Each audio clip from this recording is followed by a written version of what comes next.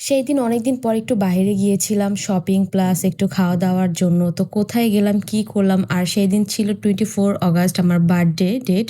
তো এর জন্য একটু বের হয়েছিলাম অ্যান্ড কি শপিং করলাম, কি করলাম সেই সবকিছু থাকবে আজকের ভিডিওতে।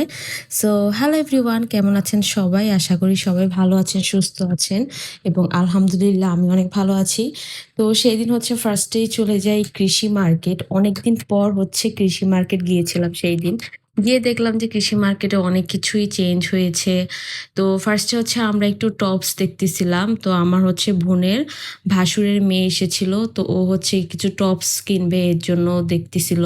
তো এখানে হচ্ছে টি-শার্ট তারপর হচ্ছে প্যান্ট সহকারে ছিল সেট। তারপর হচ্ছে এরকম লং টপস ছিল। বাট ওর কোনোটাই পছন্দ হচ্ছিল না। যেহেতু ও একটু মানে চিকন তাই হচ্ছে ওর একটু ড্রেস চুজ করতে অনেক প্রবলেম হয়। মানে প্রত্যেকটা ড্রেসই ওর একটু লুজ হয়। তো তারপর হচ্ছে ও অনেকগুলো টপস দেখতেছিল আর হচ্ছে ওনারাও অনেকগুলো টপস দেখানোর ট্রাই করতেছিল। তো ফাইনালি হচ্ছে এখান থেকে ও ২ টা টপস নেয়। আর আমার এখানে এসে হচ্ছে একটা কোয়ার্ড সেট পছন্দ হয়ে যায়। তো আমি এখান থেকে একটা নেই আর হচ্ছে আমার বড় আপু একটা নেয়। মানে ২ জনই সেম কালার নেই। তো তারপর হচ্ছে এখানে দেখলাম যে অনেক হিজাব কালেকশন আছে। কৃষি মার্কেট অবশ্য আগে এত হিজাব কালেকশন ছিল না। বাট এখন দেখলাম মোটামুটি ভালোই হিজাব কালেকশন আছে। তারপরে এখানে হচ্ছে কিছু প্লাজো দেখছিলাম। এগুলো হচ্ছে ২৮০, ৩০০ এরকম করে ছিল প্রাইস। তো তারপর হচ্ছে একটা কসমেটিক্সের দোকানে চলে যাই। কৃষি মার্কেটের এই কসমেটিক্সের দোকানটা আমার সবথেকে বেশি ভালো লাগে। ওদের বিশেষ করে চুড়ির অনেক সুন্দর কালেকশন থাকে। কৃষি মার্কেটে ঢুকতেই কিন্তু হাতের বাম সাইডে এই দোকানটা পড়ে। বাট আমার নামটা মনে নেই দোকানের। তো এই দোকানে হচ্ছে অনেক জুয়েলারি পাওয়া যায়। লাইক অনেকটা নিউ মার্কেটের মতোই তোমরা পেয়ে যাবে। তো এখানে হচ্ছে ওদের চুড়ির কালেকশন, তারপর হচ্ছে গোল্ড প্লেটেরও কিছু কালেকশন আছে, তারপর হচ্ছে ব্রেসলেট। আমি মোটামুটি যতটুকু পেরেছি আরকি ভিডিও নেওয়ার ট্রাই করেছি। তো মোটামুটি আমার কাছে এই শপটা ভালোই লেগেছে। তো আমি হচ্ছে এখানে চুড়ি দেখতেছিলাম। এই গাজরা চুড়িগুলো ওরা ৳২৫০ করে চাচ্ছিল। হয়তো একটু বার্গেইন করলে একটু কমে নেওয়া যাবে। তারপর হচ্ছে এখানে কিছু ইয়াররিংস ছিল বড়। আমার ইয়াররিংস দেখলে সবসময় অনেক বেশি পছন্দ হয়। বাট আমি নেই কারণ এখন এগুলো খুব একটা পরা হয় না। তাই হচ্ছে আর আমি এখান থেকে তেমন একটা কিছু নেই নাই। তো তারপরেই তো মোটামুটি দোকানটা একটু ঘুরে পুরোটা দেখছিলাম। তো ওদের হচ্ছে চুড়ির কালেকশনই আমি অনেক বেশি দেখলাম। সচরাচর অন্য দোকানে এত চুড়ির কালেকশন নেই। কৃষি মার্কেটের এই দোকানটাতে আসলে তোমরা অনেক রকমের চুড়ির কালেকশন পেয়ে যাবে। তো তারপরেই তো আর এখানে ছিল কিছু ওই যে ইয়াররিংসের সাথে যে ঝাপটাগুলো থাকে, মানে তোমরা চাইলে আলাদাও কিনতে পারবে। তারপর হচ্ছে এখানে কিছু ব্রেসলেট ছিল। দেন তারপরেই তো এখান থেকে টুকটাক কেনাকাটা করে আমরা হচ্ছে বের হয়ে যাই। আমরা হচ্ছে এখন কৃষি মার্কেটের অপোজিট সাইডে যেই রোডটা আছে ওইখানে যাব। তো এখান থেকে আর এত মানুষ ছিল কৃষি মার্কেটে, এখন ইদানিং অনেক মানুষ হয়। তারপর হচ্ছে আমরা একটু সিরামিক্সের আইটেমে চলে আসি। আর হচ্ছে এই রোডটাতে কিন্তু সিরামিক্সের অনেক আইটেম পাওয়া যায়। তারপর হচ্ছে এই যে এই কাপগুলো মাত্র ৳১০০ করে ছিল। আমার কাছে খুব ভালোই লেগেছে আর প্রাইসটাও খুবই রিজনেবল ছিল, মাত্র ৳১০০ করে। এখানে হচ্ছে যেটাই নিবে ৳১০০। তারপর হচ্ছে সব ১০০ না, কিছু জিনিস ১০০। তারপর হচ্ছে এখানে আরও সিরামিক্সের আইটেম ছিল, এই কাপগুলো ছিল। আমার সিরামিক্সের আইটেমগুলো এখন খুব ভালোই লাগে আর মোটামুটি এখন সিরামিক্সের আইটেমগুলো কিন্তু বেশি চলছে। দেন এখানে হচ্ছে একটা কাপ দেখছিলাম, এটা ছিল ৳১২০ করে।